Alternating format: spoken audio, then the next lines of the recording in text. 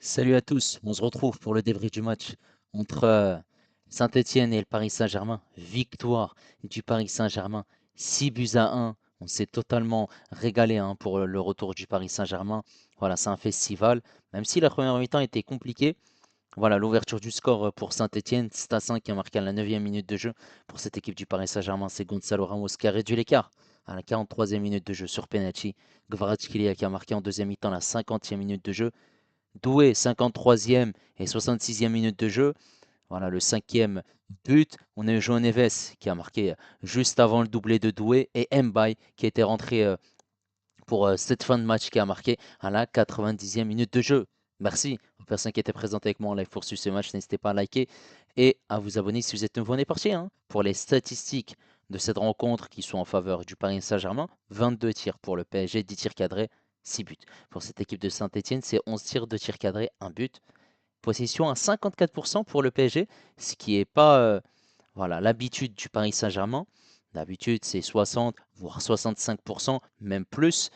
46 pour Saint-Etienne, 555 passes pour le PSG, 482 pour Saint-Etienne, précision de passe à 88% pour le PSG, 82 pour Saint-Etienne, 12 fautes parisiennes, 9 pour Saint-Etienne, 2 cartons jaunes pour les Stéphanois, 1 hors-jeu pour Saint-Etienne, 3 corners pour Saint-Etienne et 6 pour le Paris Saint-Germain. Et là, on est parti en image pour les 7 buts du match. Cette équipe de Saint-Etienne qui a joué en 4-3-3 et cette équipe du Paris Saint-Germain qui a joué également en 4-3-3 avec Safonov, Zahir Emery, voilà, qui jouait arrière droit, Hakimi était laissé au repos, c'est charnière centrale, Beraldo, Pacho, Marquinhos était sur le banc, Mendes était sur le banc également pour laisser la place à Lucas Hernandez.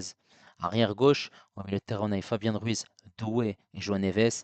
Lee est blessé, Mayoulou est suspendu et Vitinha est sur le banc. En attaque, on a Ramos en numéro 9, à droite Kvaratskhelia, à gauche et Marcola à droite. Voilà, un banc qui est composé de Mbaye, Nuno Mendes, Vitinha, Dembélé, Marquinhos, Kipembe, Donnarumma ou encore Mouquet. Voilà, il y a peu de joueurs sur le banc. Et c'est à la 8e minute de jeu que cette équipe de Saint-Etienne va réussir à trouver la faille. Voilà, ils vont jouer en une touche de balle. Ils vont s'infiltrer dans cette surface de réparation avec cette passe de Tardieu pour David Tachvili dans cette surface de réparation qui centre. Et cette tête de Stassin, on voit clairement que Pancho, Hernandez, Beraldo, voilà, ils sont totalement à la ramasse, hein, même Safonov aussi. Le placement n'est pas bon. Défensivement, c'est trop juste. Même ici, hein, on voit que Beraldo essaye de faire quelque chose, mais il est très loin hein, de David Tachvili. Voilà, c'est l'ouverture du score pour cette équipe de Saint-Etienne, 1-0. Et du coup, il faut que le PSG revienne dans cette partie. Il faut une réaction, bien sûr, parce que l'entame de match est très, très, très mauvaise. Et bah, ça sera à la 40e minute de jeu. Ramos, dans cette surface de réparation, va obtenir un penalty. Voilà, c'est bien arbitré par voilà, tout simplement une faute. On le voit sur cet angle que l'arbitre a eu raison parce que Tardieu, bah, il touche le pied de Ramos avant de toucher le ballon. Penalty qui va être tiré par Gonzalo Ramos et qui va être converti par ce dernier. Il tire à contre-pied. Le gardien est parti. De l'autre côté, ça fait un partout. Cette équipe du Paris Saint-Germain qui revient dans le match. Et il y a la petite provocation de Ramos envers le public stéphanois parce qu'il n'y avait pas de supporters parisiens. Ils étaient interdits de déplacement. Mi-temps un partout, ce qui est voilà, un mauvais résultat pour Saint-Etienne parce qu'ils ont fait une excellente première mi-temps. Et en deuxième mi-temps, pas 49 minutes de jeu, il y aura une récupération de Kvaratskhelia qui va partir tout seul, qui va accélérer, rentrer dans cette surface de réparation. Le crochet, la frappe, ça fait 2-1. Le Paris Saint-Germain prend l'avantage. La joie de Kvaratskhelia accompagné de Désiré Doué. Ensuite, ça va aller très vite. Quand le PSG décide d'accélérer, eh ben, ça part vite. Il y a cette récupération de Doué. Doué ensuite qui va accélérer, qui va rentrer dans cette surface de réparation avant de frapper. Un magnifique but et une frappe limpide, efficace. Voilà.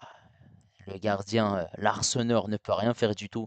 Ça fait 3-1 désormais pour le Paris Saint-Germain. Ils ont appuyé sur le bouton, ils sont passés à la cinquième. La célébration de Doué. Quelques minutes plus tard, récupération de Fabien Ruiz. Fabien Ruiz qui va servir Barcola dans la profondeur sur le côté gauche. Barcola qui va accélérer dans cette surface de réparation. Il va faire la passe. Et c'était pas forcément un João Neves, mais João Neves qui était venu. João Neves qui n'était pas dans cette surface de réparation et qui est venu pour tirer, pour marquer ce quatrième but pour le Paris Saint-Germain. Ça fait 4-1 pour ce PSG qui a fait mal hein, à cette équipe de Saint-Etienne en deuxième mi-temps, la joie des deux Portugais. Et ensuite, eh ben, quand le PSG décide d'accélérer, bah, cette équipe de Saint-Etienne ne peut plus rien faire. Fabien Ruiz pour Désiré Doué qui s'infiltre entre deux joueurs stéphanois d'une facilité. Et ils savent hein, que s'ils font faute, ça va être un penalty. Et Désiré Doué qui est tranquille, qui frappe. Il n'y a rien à dire. L'Arsenal est battu. 5-1 pour le Paris Saint-Germain, doublé pour Désiré Doué, la célébration de Désiré Doué. Et ensuite, le sixième et dernier but, il y aura une passe dans la profondeur. Bradley Barcola qui est servi hein, par Ousmane Dembélé. Il lève la tête, il voit qu'il y a Ibrahim Mbaye hein, qui était rentré juste avant. Il est servi. Le ballon lui touche hein, au niveau du genou. Ça rentre dans les buts, ça fait 6-1 pour le PSG qui s'est totalement régalé. Et ça a été un régal, clairement, parce que cette deuxième mi-temps, mais elle est excellente. Il y a un contraste entre cette première et cette deuxième mi-temps, parce que la première mi-temps, voilà, on a vu une équipe du PSG qui n'est pas rentrée dans son match, qui a eu des difficultés, qui a été voilà, bien pressée par cette équipe de Saint-Etienne, qui a mis les ingrédients qu'il fallait pour déjà rapidement marquer. Et ensuite, pour gêner cette équipe du Paris Saint-Germain, conserver le ballon et être aussi intéressant de ressortir proprement du pressing parisien. Voilà, combiner, voilà, trouver des solutions, mettre en danger cette défense parisienne et également Safonov. Ils ont su le faire. Ils ont fait une excellente première mi-temps. Malheureusement pour eux, voilà, ils concèdent ce penalty. Ils auraient dû hein, rentrer à la mi-temps avec ce score de 1-0. Cette équipe du PSG qui n'a pas montré grand-chose en première mi-temps, hein. C'était très compliqué. Déjà, ils se sont confrontés à des Stéphanois qui ont été bien, bah, bien en place derrière.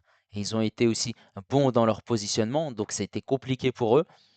Ils obtiennent un penalty sur une faute. Voilà. De Tardieu sur Ramos. Ramos qui convertit juste derrière. Donc, forcément, on se dit, tant mieux. On rentre à la mi-temps avec ce score de 1 partout. On aurait pu rentrer à la mi-temps avec voilà, cette avance de Saint-Étienne. Et forcément, ce but de Gonzalo Ramos, eh ben, ça va donner la confiance aux Parisiens, puisque dès le retour des vestiaires, ces Stéphanois mis sous pression. Forcément, sortir du pressing parisien tout un match, c'est compliqué. Kvaratskhelia qui récupère le ballon, qui part tout seul, qui marque un but magnifique, il n'y a rien à dire. Ensuite, 53e minute de jeu, c'est compliqué parce que Doué marque juste après. Donc forcément, on se dit que cette équipe de Saint-Etienne va prendre l'eau si ça continue. Et c'est ce qui s'est passé avec voilà, João Neves qui est très bien servi par Bradley Barcola. Ensuite, Doué sur un numéro tout seul qui slalom. C'est de Stéphanois qui marque une frappe limpide, efficace dans la lucarne. Le gardien ne peut rien faire parce il a envoyé une frappe. Voilà, il pouvait rien faire du tout. Et forcément, en fin de rencontre, il y a même Mbaye qui participe au festival et qui réussit à marquer. Donc tout le monde est concerné et c'est ça qui fait plaisir parce qu'il n'y a pas eu un relâchement. Voilà. Malgré que le PSG a accéléré le rythme en deuxième mi-temps, les changements qui ont été effectués par Luis Enrique aussi ont été très intéressants, en faisant rentrer notamment Kipembe lorsque le PSG gagnait 5 buts à 1 à la place de Beraldo, rentrer un Mbaye à la place de Ramos. Voilà, concerner tout un groupe. Forcément, voilà, tu joues contre Saint-Étienne après cette trêve. Donc voilà, tu marques, tu es pertinent, il n'y a rien à dire. Et c'est ce qui s'est passé. Donc j'ai très très bien aimé l'attitude des joueurs parisiens entre la première et la deuxième mi-temps. Moi, c'est ce que je voulais. Je voulais que ces Parisiens changent de visage. Parce que certes, on se disait, voilà, c'est Saint-Étienne, C'est une équipe qui est relégable, qui joue le maintien. Donc tu te dois de faire mieux avec tous les talents que tu as, tous les joueurs que tu as à ta disposition. Malgré qu'il y avait quand même du turnover hein, dans cette équipe du PSG. Et c'est ce qu'ils ont réussi à faire parfaitement. Maintenant, on va parler de la prestation des joueurs du Paris Saint-Germain. On va commencer par Safonov. Safonov qui encaisse un but, qui forcément voilà, a été beaucoup sollicité en première mi-temps. Il a fait ce qu'il fallait, les parades qu'il fallait. Voilà, il n'y a rien à dire. Malgré que cette deuxième mi-temps, il n'a pas eu forcément beaucoup d'occasions. Je trouve que ça a été un match impeccable de sa part. Côté droit, Zaïre Emery, là, il y a des choses à dire et Zaïre Emery n'a pas été au top. Après, on ne peut pas lui en vouloir hein, parce que Hakimi était laissé au repos. Donc Zaïre Emery jouait sur ce côté droit.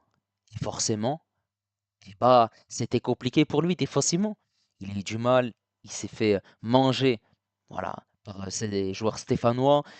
Il était totalement dépassé, hein, que ce soit au niveau du repli défensif, des placements, euh, des tacles, de l'intensité.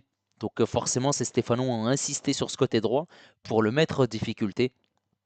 Et on a vu que c'était compliqué, hein. Il aurait pu même sortir en première mi-temps. Finalement, il a gardé sa place avec ensuite ce changement d'entrée de Vitinha et le repositionnement de João Neves en tant qu'arrière droit. Même si on a vu qu'en deuxième mi-temps, c'était nettement mieux. Et forcément, hein, cette équipe de Saint-Etienne, vu le score, bah, ça a été compliqué. Maintenant, cette charnière centrale, Beraldo, Pacho, Beraldo, je suis pas totalement convaincu. Il retombe dans ses travers et Beraldo, j'ai du mal. J'avais parlé dans un ancien débrief hein, de la prestation à Abouchi. C'était contre Rennes, 4 buts à 1. Et là, Beraldo, il retombe dans ses travers et c'est ça que j'aime pas. Tu peux être capable de faire des bonnes prestations, mais tu peux aussi être dépassé. On voit ce premier but où il est dépassé totalement par ces joueurs stéphanois. Davitashvili, centre, lui, il est très loin. Non, quand même, c'est pas un joueur qui va remplacer Marquinhos. Tu peux pas compter sur lui en fait. C'est pas possible. Beraldo, pour moi, il a été catastrophique. Côté d'un Pacho, qui a été bon, qui a fait son match solide. Il a été bon dans les duels, dans l'agressivité. Il a dû par moments aussi rattraper les erreurs hein, de Beraldo. Je l'ai senti aussi mis en difficulté par Beraldo. C'est Beraldo qui a mis en difficulté Pacho sur certains aspects de jeu, mais c'était surtout ça en première mi-temps. Voilà. Côté gauche, Hernandez. Bah, Hernandez, il a fait le taf hein, en tant qu'arrière gauche. Voilà, c'est pas le même profil que Mendes. Il a bien défendu, il a été bon. Voilà. Rigueur tactique, aussi dans le placement. Voilà, il a su aussi anticiper pour ne pas se faire bouger, notamment dans la profondeur. Voilà, ça reste un match impeccable pour Hernandez qui a rempli son rôle aujourd'hui. Au milieu de terrain, Fabian Ruiz. Fabian, passeur décisif. Fabian aujourd'hui qui a fait un match intéressant. Il me surprend, Fabian. Bordel, c'est ce que j'attends de Fabian. Fabian, pourquoi aujourd'hui tu nous fais une prestation comme ça et dans d'autres matchs tu ne nous fais pas des prestations comme ça? Rigueur tactique, il récupère des ballons, il tacle, il joue vers l'avant. Il est décisif aussi. Il est là, il se projette dans cette surface de réparation. Non mais Fabian, mais qui es-tu? Pourquoi il y a des moments où tu peux être un joueur lambda et aujourd'hui tu peux être un joueur intéressant? Plus qu'intéressant même. Non mais Fabian, oh, réveille-toi quand même. Non, ça a été un beau match de Fabian. Ensuite, João Neves, buteur, il se retrouve dans cette surface de réparation. João Neves, voilà, rigueur tactique, il récupère des ballons, il se projette, il sert ses partenaires devant, il est bon aussi dans le schéma tactique de Luis Enrique. Ensuite, il a basculé en tant qu'arrière droit.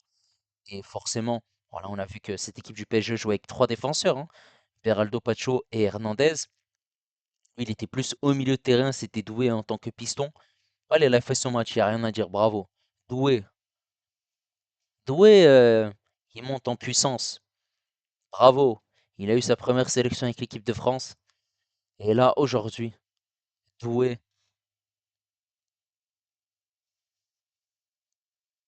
bravo. Bravo parce que tu as fait un match plein. Homme du match, doublé. Voilà, tu marques un magnifique but. Le premier. Ensuite, tu as ce deuxième but où tu dribbles et tu marques pleine lucarne. Non, Doué, c'est incroyable hein, ce qu'il est en train de faire. On lui a même posé la question en fin de match si voilà, il jouait comme Neymar, qu'il avait des airs de Neymar. Il a dit non, lui, il a fait sa carrière. Moi, j'ai encore rien fait du tout. Et il a raison, parce qu'il est encore très jeune, il a seulement 19 ans. Et il fait un match excellent dans l'intensité de jeu, dans les dribbles, dans la percussion, dans la vivacité. Joueur collectif qui refait les retours défensifs, qui participe au jeu. Plus c'est un joueur qui est polyvalent, il peut jouer au milieu de terrain, mais aussi en attaque, à gauche comme à droite. Non, Doué a fait un excellent match, bravo. Et en attaque, Kvaratskhelia. Première mi-temps compliqué. Voilà, il a eu une voire deux situations, mais il n'a pas réussi à se mettre en œuvre. Deuxième mi-temps, il n'y a rien à dire. Plutôt le petit quart d'heure, parce qu'il est sorti, à la 60e minute de jeu, il récupère ce ballon et ensuite il part voilà, tout seul, il marque ce but. Il a été très intéressant voilà, dans les replis défensifs. Il n'a pas eu beaucoup de situations hein, pour se mettre en évidence, mais ça a été quand même un match intéressant. Ensuite, sur ce côté droit, Barcola, c'est deux passes décisives, match très intéressant, voilà, dans l'intensité, dans la projection, dans l'élimination. Il sert parfaitement ses coéquipiers, voilà, que ce soit João Neves ou bien Désiré Doué, très intéressant pour éliminer, pour aussi partir dans la profondeur et éviter aussi le piège du hors-jeu. Barcola était très très intéressant. Bravo, hein, il peut jouer à gauche, à droite, il n'y a rien à dire. Et Ramos, voilà, ça n'a pas été un grand match de Ramos. Mais Ramos a été décisif quand même. Il a provoqué ce penalty, il convertit ce penalty. Ça a été plus compliqué pour lui en deuxième mi-temps. Très peu de situations quand même pour lui dans le match. Il n'a pas réussi à avoir beaucoup de situations, mais il a quand même fait les replis défensifs. Il faut souligner quand même hein, voilà, ses replis défensifs, son acharnement. Bravo. Même si il n'a pas eu beaucoup d'occasions, ça reste quand même un match intéressant, je trouve, dans ce qu'il a fait. Pour le peu de situations qu'il a eu. Bravo. En tout cas, cette équipe du Paris Saint-Germain qui nous a proposé un très très bon match. J'avais oublié Mbaye aussi, qui est rentré, qui marque. Ça fait plaisir aussi que des titiers parisiens qui reviennent de blessure, qui marquent. Voilà, on a un si Kipembe qui est rentré, à la place de Beraldo. En tout cas, on retrouve un groupe pratiquement au complet et ça fait plaisir. Il y a Lee qui est revenu de cette trêve avec la Corée du Sud en étant blessé. Mais sinon, mis à part lui, voilà, tout le monde revient au top, tout le monde est concerné et il faudra compter sur tout le monde parce que il y a encore la Coupe de France et il y a encore la Ligue des Champions et en plus de ça, il y aura 2 matchs par semaine donc il faudra un turnover et il faudra aussi les joueurs qui n'ont pas forcément l'habitude de jouer et de marquer et d'être décisifs surtout. En tout cas, n'hésitez pas à me donner votre avis concernant la prestation du Paris Saint-Germain aujourd'hui. N'hésitez pas également à liker et à vous abonner si vous êtes nouveau et moi je vous dis à la prochaine. Ciao les amis, ici c'est Paris.